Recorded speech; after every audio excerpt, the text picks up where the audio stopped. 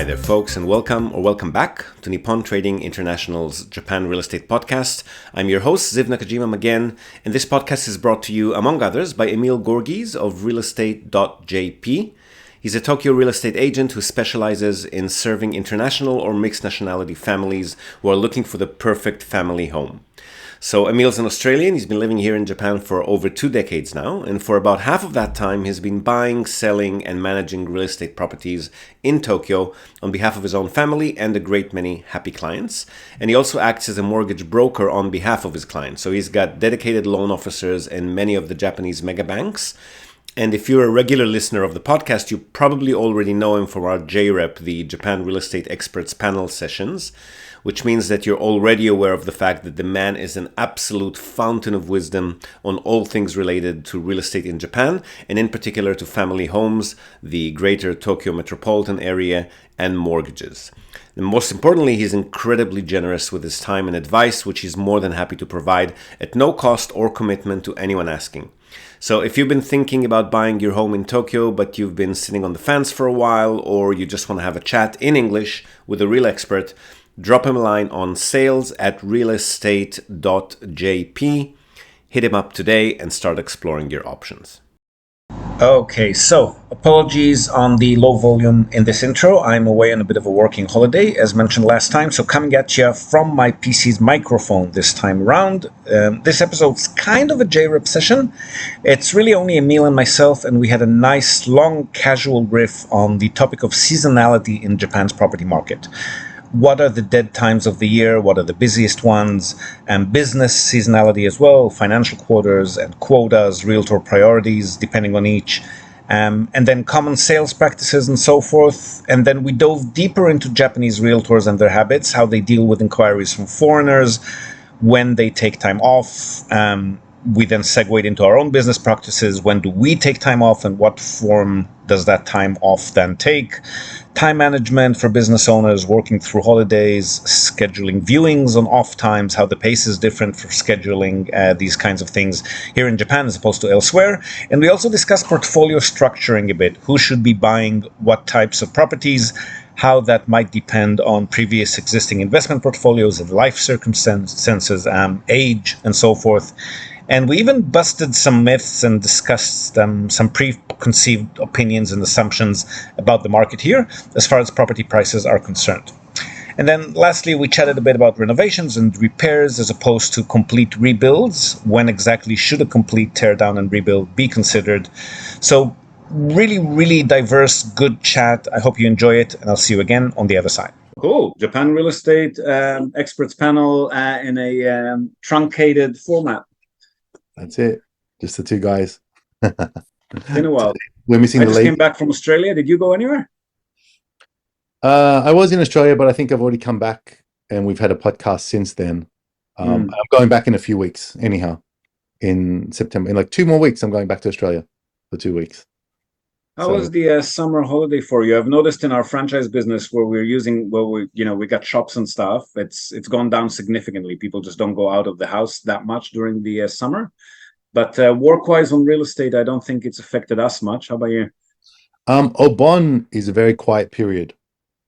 And it's quiet because lots of people are on holiday, but also lots of agents are closed. So if we want to do a viewing for a client, the seller's side is not operating for that whole week, for the Obon period. So yeah, it does get a bit quiet. Our office is still running as always. We always have staff in there 7 days, but a lot of the other agents will be closed, be them big or small.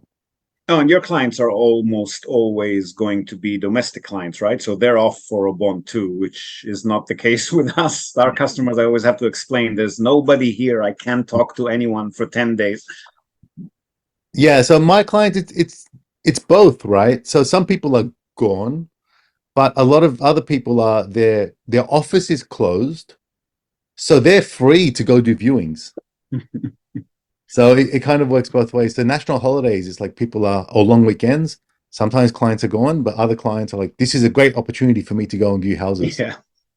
Yeah. So it's a bit of both, but the issue is more so the other party, the seller's side is closed. So Yeah. there's not much we can do with a lot of those houses. If it's a brand new house or a developer or a renovated property, so a renovation company that's flipping it, they basically leave the key box on the front door or Okay. nearby, and so we can access it any time. So So you that's have been working during Obon, have you? yes, I have been. Okay. Gotcha. The nature of my work, because I've got my family in Australia and I go to sort of holidays there and whatnot. I work all the time.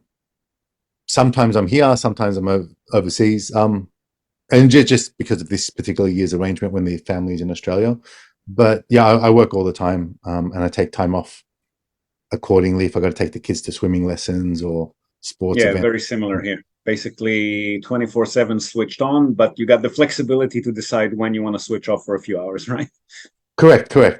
Yeah. Uh, I so think that's probably most business owners that I know.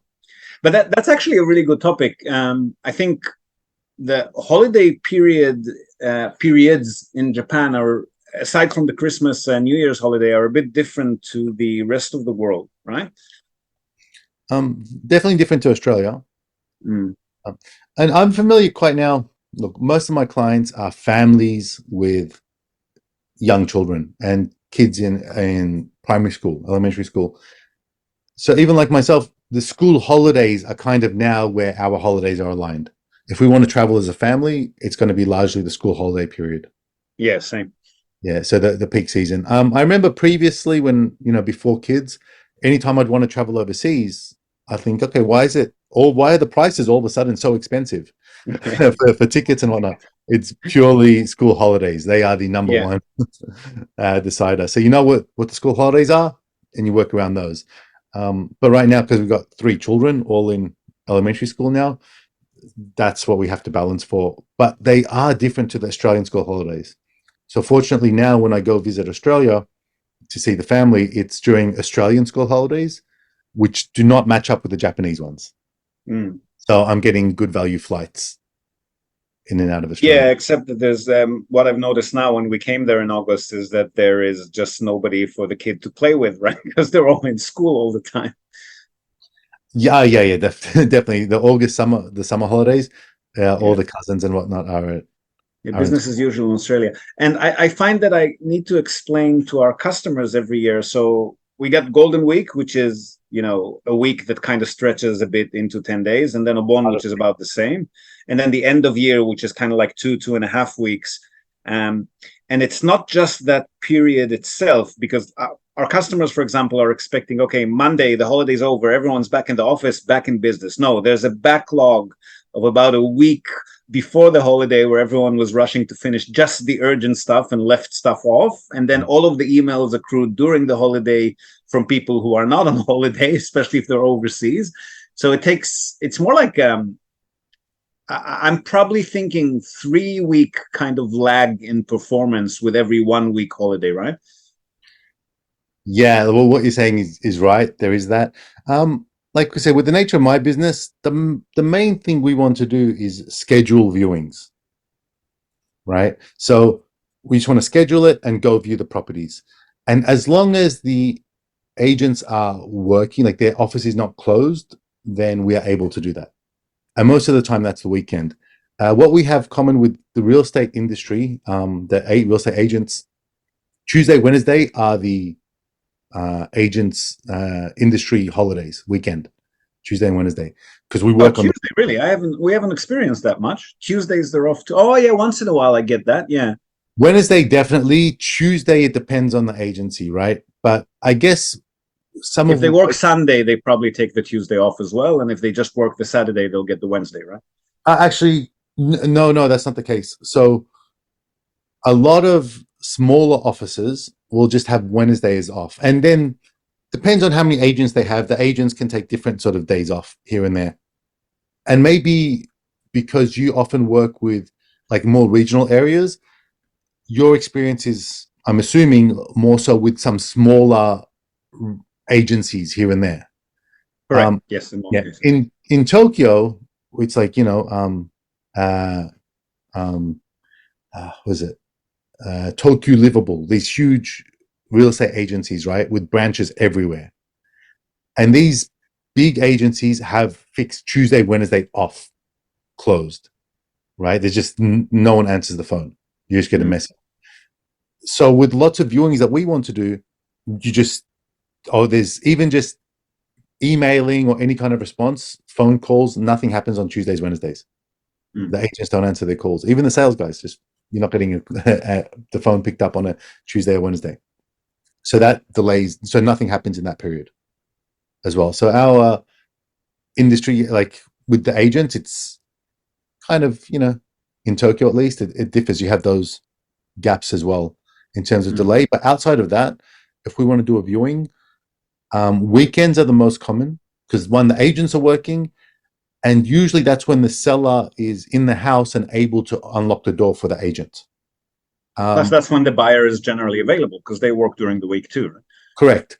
But sometimes I have buyers that are, we're free, tomorrow. Like a lot of people that either work from home or whatnot, to say, oh, look, Thursday afternoon, I'm free. Can we view it Thursday, 1:00?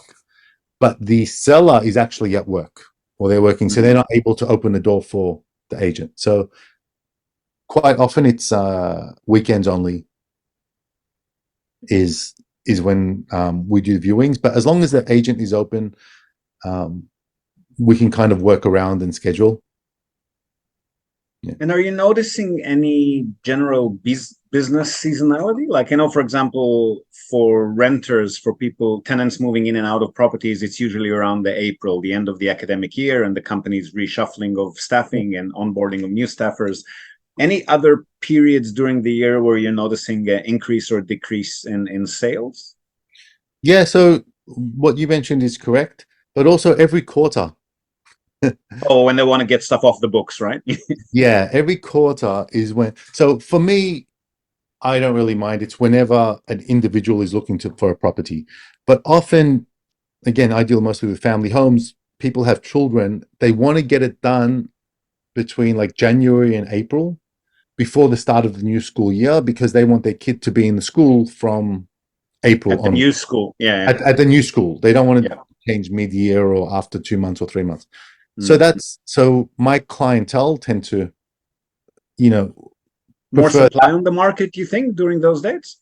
There's a lot more transactions happening. Yeah.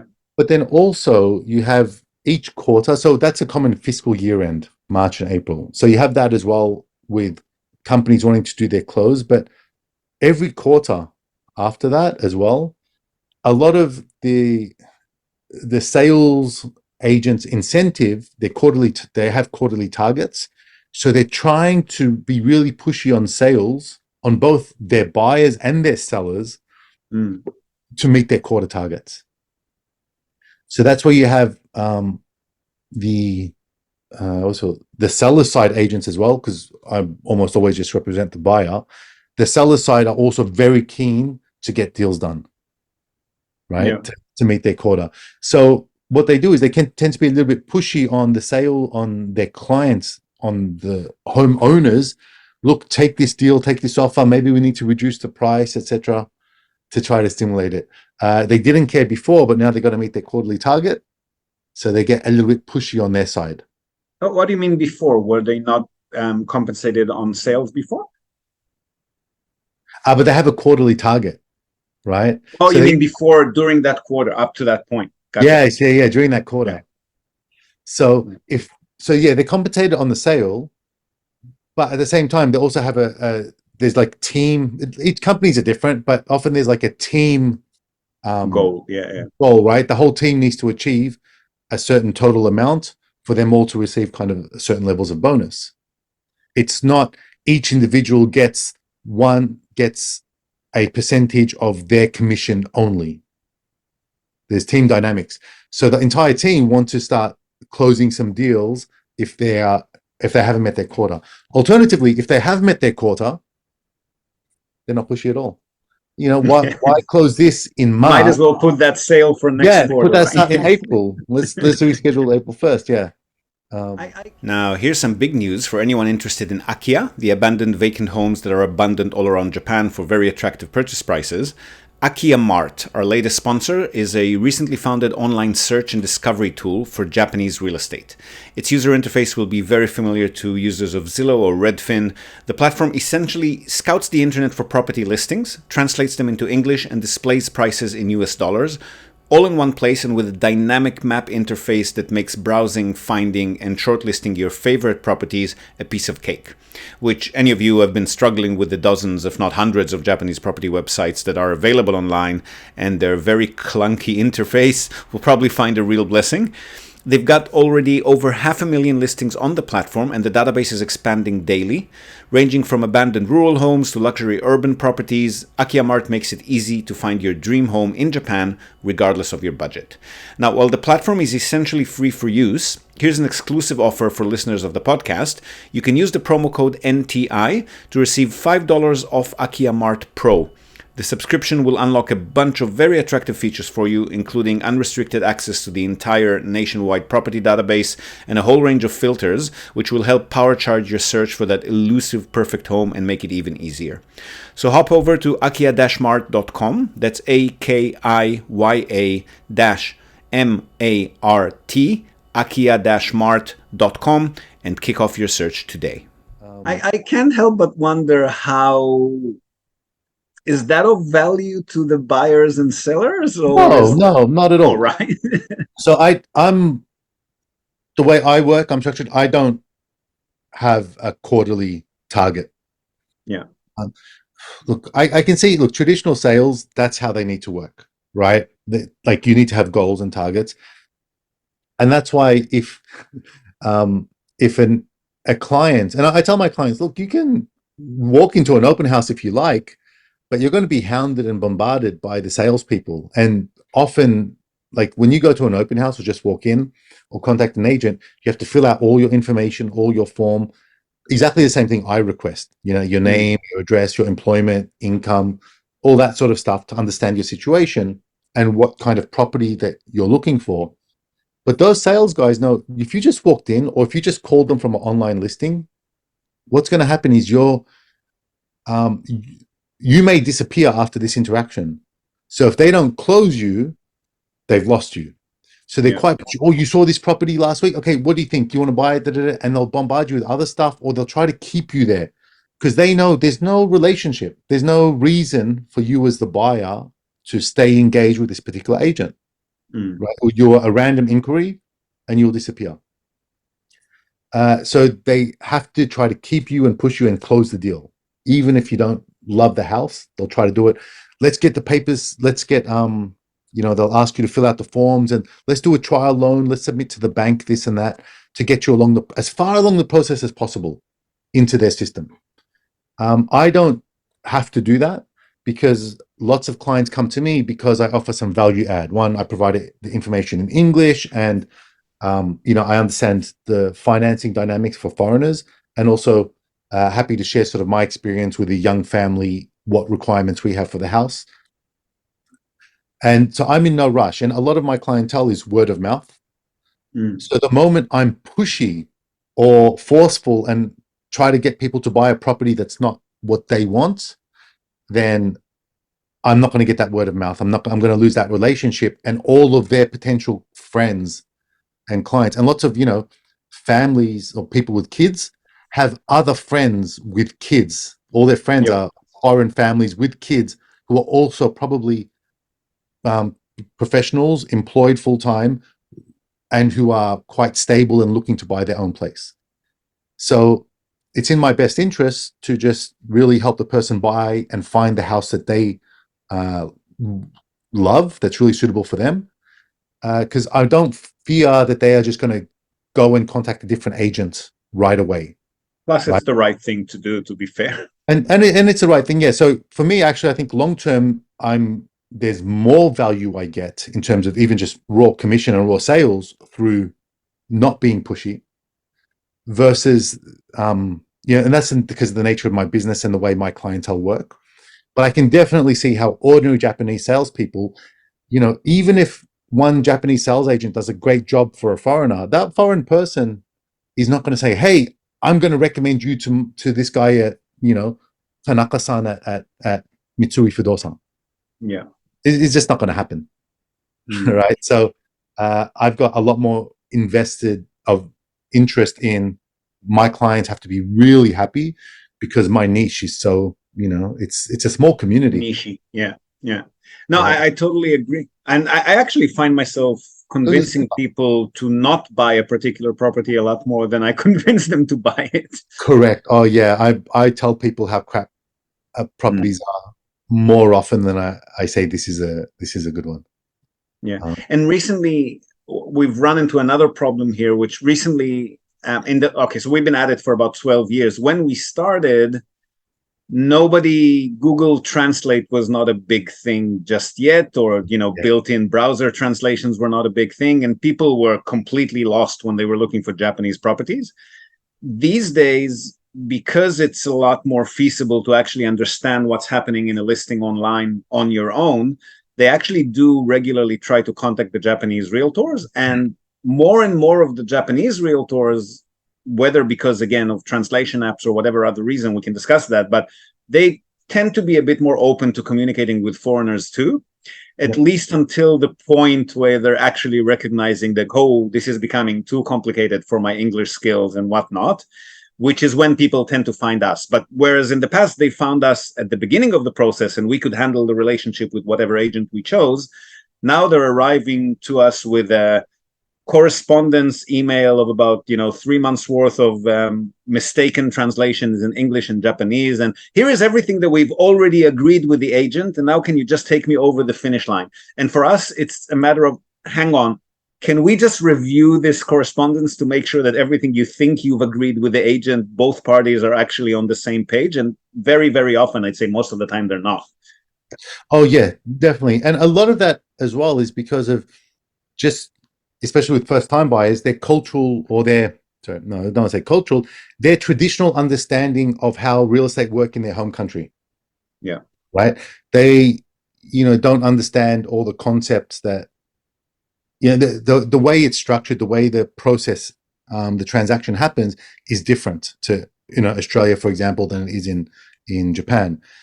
So part of that misunderstanding is you have certain, predefined ideas of how the process will go. When I say settlement and you say settlement, we're not actually talking about the same thing.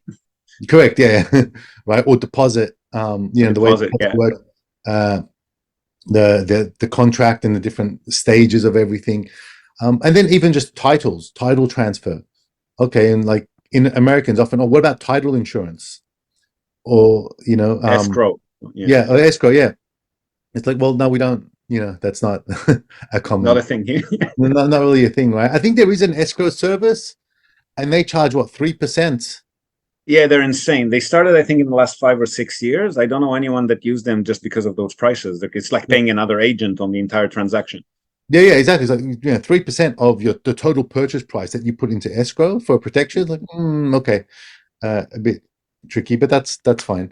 We actually had just to sort of pivot a little bit, but kind of in the same realm.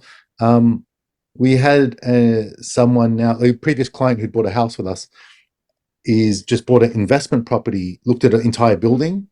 They were looking in Tokyo, and we were working for, looking for property in Tokyo, but the yields weren't so great.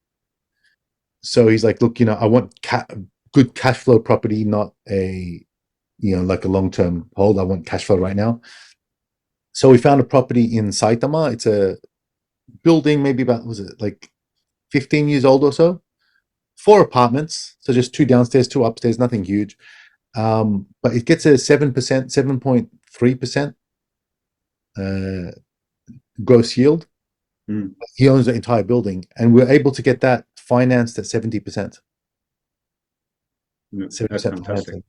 Yeah. So, that just happened recently. I'm not a big fan.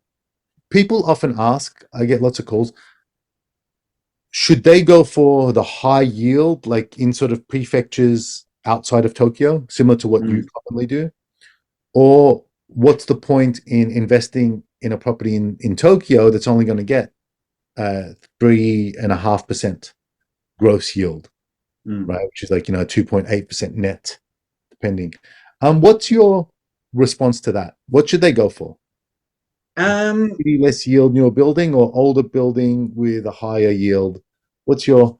We usually start the conversation, and even if they don't actually ask that particular question, we initiate the conversation on, well, what does the rest of your investment portfolio as a family, as an individual, what does it look like? What do you have? Do you have other real estate? Are you in stock markets, blue chip, high risk startups, cash flow properties, short-term stay? I'm trying to analyze if the vast majority of their portfolio, for example, is dividend or cash flow based, then maybe it does make sense to have something a bit more speculative that might gain in value. It gives you diversity and options to gain a profit in different ways. On the other hand, if everything is safe and stable, then yeah, let's go for higher cash flow. If everything else in your portfolio is yielding 3%, let's complement that with something that's generating 5 or 6 or 6.5, whatever the case may be. So it very much depends on whether or not they have any other investment. If that's their first ever investment, I definitely go for a Tokyo, Fukuoka, Osaka, nice, safe, and stable. And then once you've established a safe and stable baseline, then yes, you can get adventurous on the outskirts of your portfolio, right?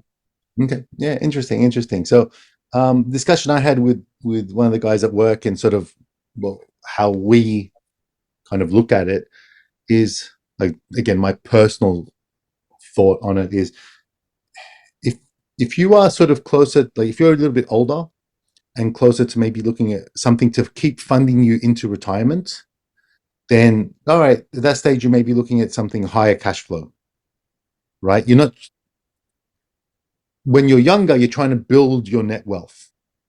Or in my case, at least, I'm trying to build my net wealth. I don't need cash flow. I have cash flow. I have cash through my employment. So I don't need additional cash flow to supplement my living, my lifestyle, right?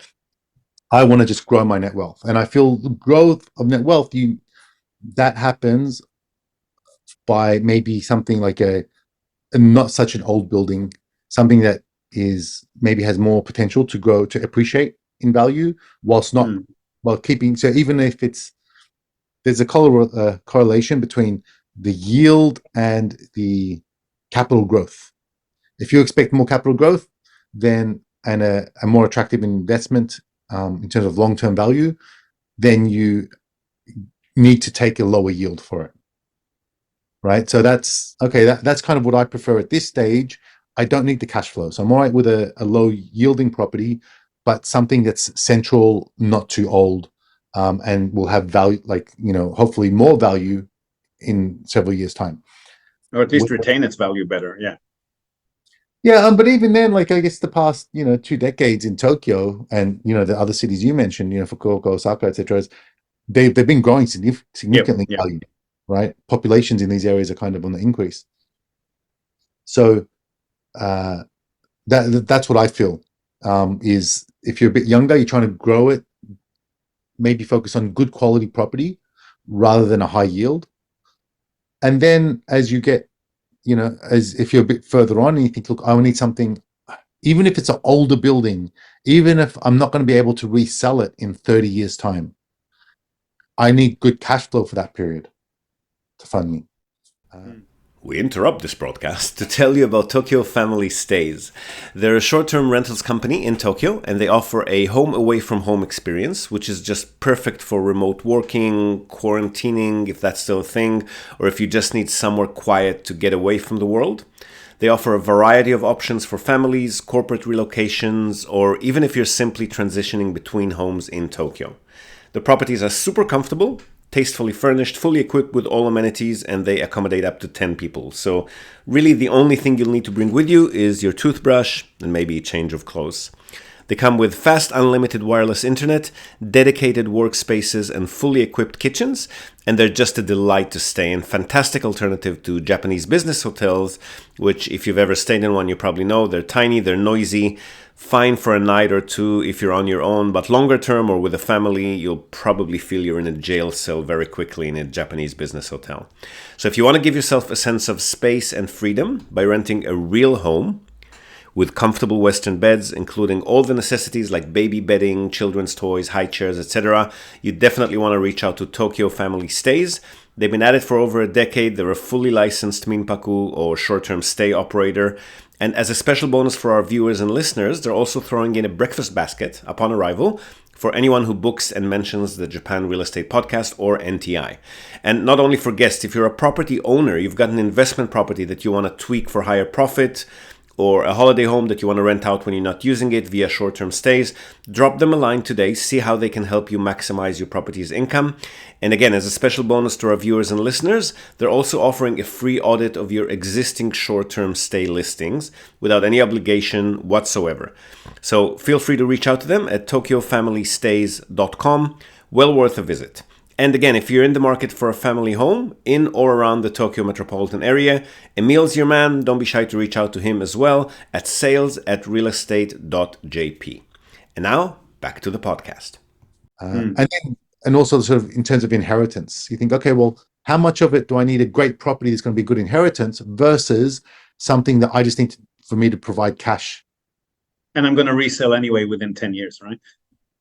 Right. But again, that resell is also another depreciation or tax sort of strategy, right? Like that fits into your whole, portfolio. Yeah, I think it's very individual. We really try not to make, general rule of thumb recommendations on this kind of thing, because I think everyone, like you said, everyone's goals and everyone's existing investments and everyone's financial situation. Like you said, do people need money in the bank every month, or are they okay sitting on it for a few years for potential bigger growth down the track?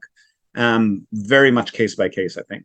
Yeah, definitely. So another interest, I guess a lot of my clients that are looking to buy, again, it's like kind of $500,000 up, or they have $300,000-$400,000. You don't do the investments in your company, by the way. It's other people, right? What do you mean? Investment property. You mainly your family homes, basically, right? Family homes, yeah. But some of my clients also we want to buy an investment property, so that's like the owner change properties, yep. Right? And tenanted properties that just change ownership, yeah. Tenant properties, yeah. But these are still 1, 2, 3 LDK properties in Tokyo, right? That are owner change. So we'll still do them, and we take over property management, but they're usually 300,000 US and up, right? So that's what, it's easy enough for me to do the search and find those properties. But that's not my main focus. So if someone inquires, yep, I can do the search and I can do it. And pretty much I work with foreign clients, but if I get someone who's looking, they have like, they're looking for these really high yielding ones outside in different areas. That's when I'll say, look, contact Ziv. Yeah, same. Yeah, that's your area. But in Tokyo, for these kind of larger budget places, then yeah, definitely we can do it. So here's a question. Do you find that people that contact you, and I'm thinking especially the ones maybe who haven't lived in Japan for a long time or are not that familiar with market basics here, do you find that people contact you and want to buy a family home, and part of their assumption or part of their strategy is that the property will definitely gain in value as it would overseas? Do you confirm that to them? Do you discuss that with them? Do you say that it's a definite, it's not a definite, it's likely, it's not likely? What do you say? Because it is a bit different than in other countries. Yeah, the last 20 years have been good, but who knows, right? Yeah, but one that can be said with every country, right? I think so too, but people don't. People think that every 7 years it keeps going up. Yeah, well, where Australians have that expectation, but actually it's kind of the opposite. Most clients that come to purchase, their first question is, what's the point? Like, what's the value what's the point rather of me investing if it's going to be worth nothing in 20 or 30 years? Oh, I keep hearing that too. Yeah. Yeah. So they've actually done some research, and they've come to a conclusion that real estate in Japan is worth nothing, depreciates to zero after 20 to 40 years. Yeah. And so I say, well, that's actually not the case. No, not at all. In fact, it's been appreciating historically. My kind of perspective on it is, even houses in Australia, if you have two properties side by side, same lot of land, same house, same design, same everything. One, and it's basically the same house. One is 50 years old, one is brand new.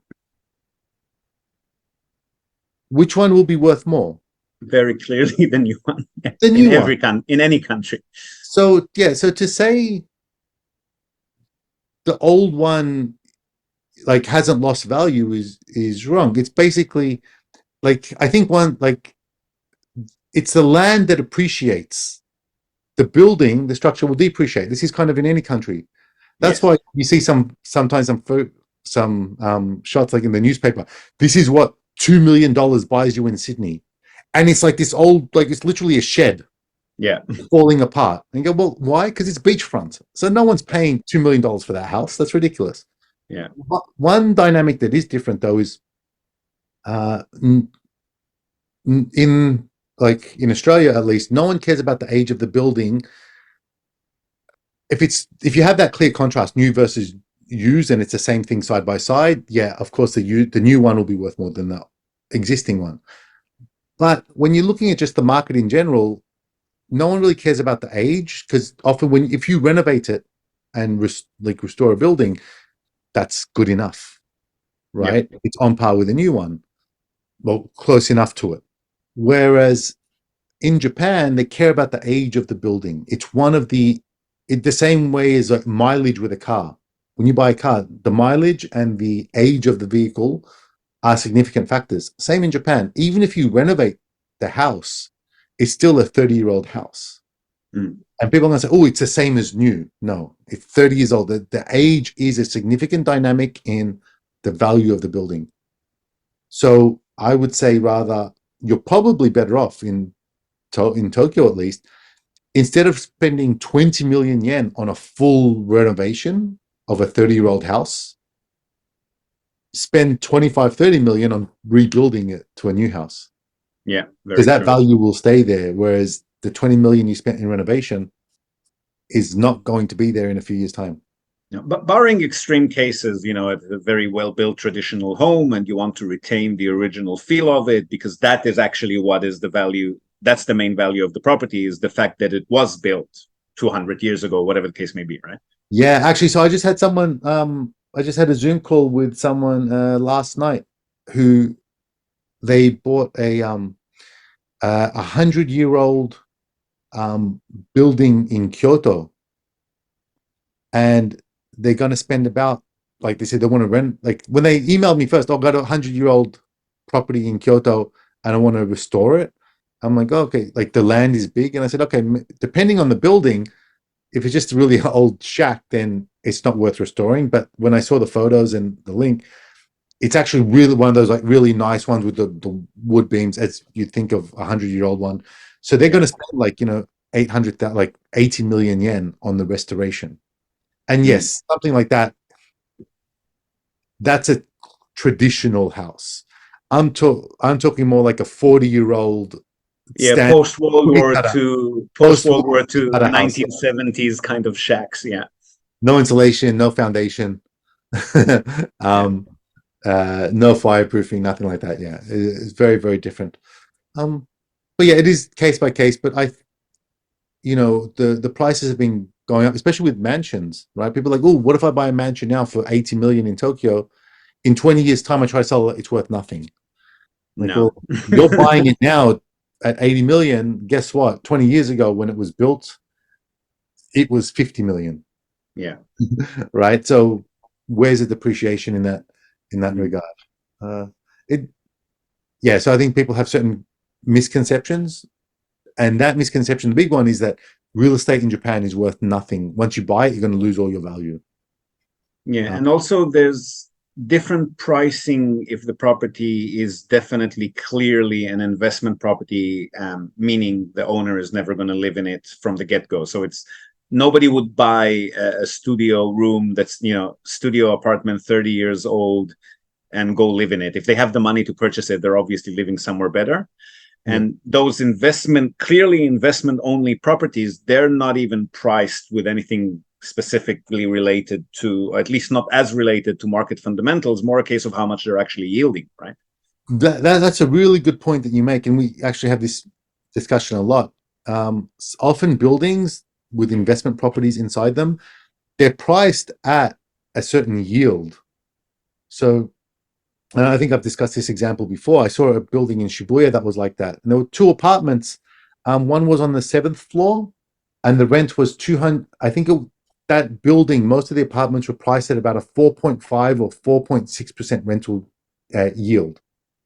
So the value of the property is priced depending on what's the rent. So the 7th floor apartment was getting 250,000 yen a month. So that was priced at 65 million yen. 3 stories above it, identical apartment, as in exactly the same location, same size, just higher up with a better view, was rented at 195,000 yen a month. And that 55,000 yen difference, still at 4.6% yield, it was 55 million yen or 56 million. So it was like 10 million yen difference in price, 20% difference. The price has to match the yield. Otherwise, an investor just doesn't buy it. Right? Yeah. And a big part of that, the idea and the thinking is, well, you know what? I'll buy the cheap one and then I'll kick the tenant out and jack up the rents. Yeah. And here is where in Japan, that process comes crumbling down. Yeah. Because you cannot kick out the tenants. Typical Japanese leases are almost perpetual. 2-year renewable lease. You cannot deny the renewal. If the tenant wants to stay there, they can stay there. Legally. Generally speaking, Japanese tenants, I guess it could be different because we're dealing a lot with the cash cows, which means the tenants are, they're smaller, they're older. The tenants tend to be of a lower income profile. Yeah. So they are probably less aware of legislation and what tenant rights are. And then if you do ask them to move out, they will usually move out. Whereas people with higher salaries who are renting more expensive properties, like the ones you're describing, they're probably a bit more aware of what they can and cannot do legally, right? Yeah. If you're paying 300,000 yen a month rent, you're like, yeah, no, I'm not gonna. What do you mean? This guy wants me to move? No, I'm not gonna move. That's they're a bit more clued in. It's not a single university student or a factory worker. They're more business professionals, so they know. And also, I feel probably before the seller is like the owner is aware of the situation, right? Or their agent is going to be aware of the situation. So perhaps the first thing they've said already is, "Look, will this guy leave?" I feel that they would likely ask first. If they can get 10 million yen, $100,000 extra out of the deal, say, hey, can we give you 1 million yen to leave the apartment? Now, if you've been following this podcast for a while, and in particular our JREP sessions, you're probably more than familiar with Blanca Kobayashi of Arc Reform.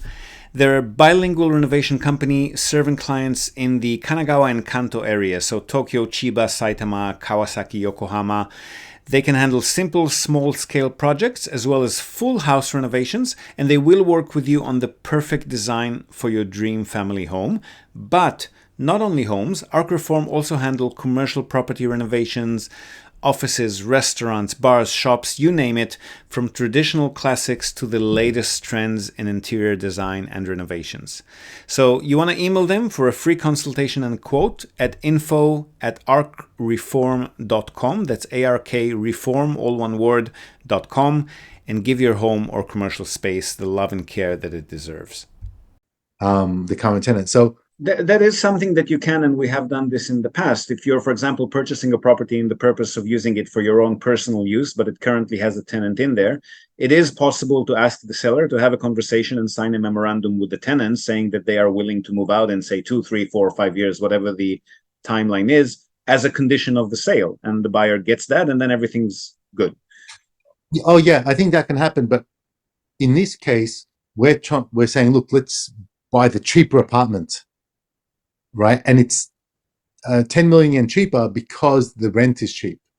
So to say, look, we want to buy it at this discounted price based on the discounted rent, but we want the condition that you kick him out or that he leaves.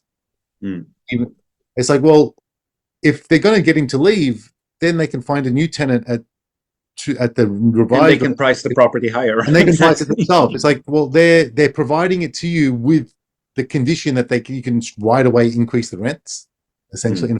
So I feel with Tokyo properties, the current owner would have already tried that to have that discussion with the existing tenants for the most part to try to get the higher value out of the property. But I think this is quite rare as well. It's rental prices are very much linear in terms of square meterage and very clear based on the on what the building in the area, right? That's actually, I haven't actually thought of that, but just this discussion that we just had just made me realize something. In Japan, me as a landlord or a representative of landlords, I actually feel that lower income tenants in many aspects are easier to deal with. Whereas if I was to try and apply that in the States, I think I'd be in for a lot of trouble, for example, right? Because the lower income the tenant is, the more trouble you're going to have. Whereas here, I'm feeling like maybe not the very lowest income levels, but a moderate income or let's say entry-level salaryman type tenant is probably going to be a lot less of a hassle than somebody who's living in a nicer apartment, has a higher salary, and is expecting things to be a lot nicer, right?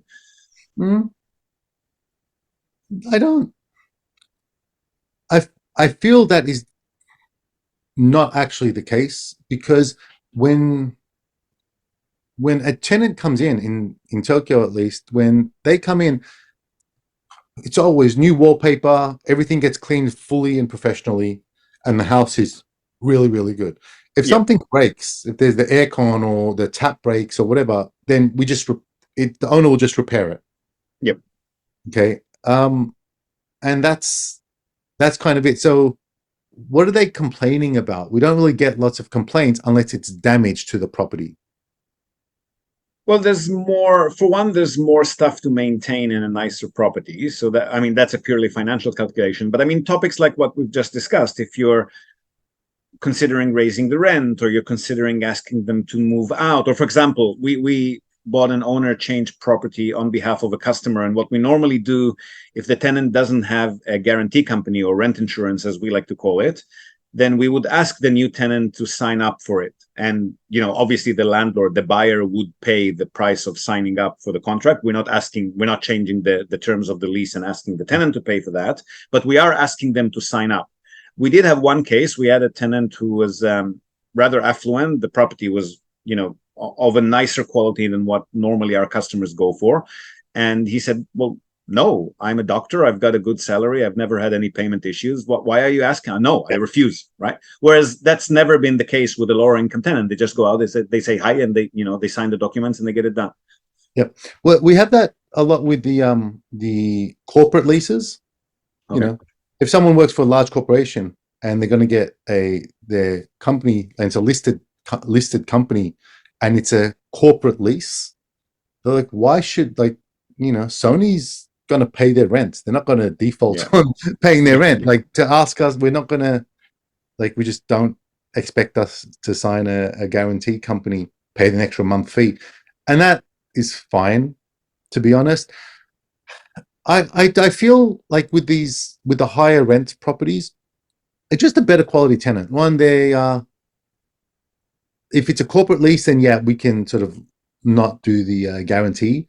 But almost for any regular lease, to be honest, we'll get a guarantor, even if the person is a doctor or whatever it may be. Then we'll get the guarantee thing is quite standard now.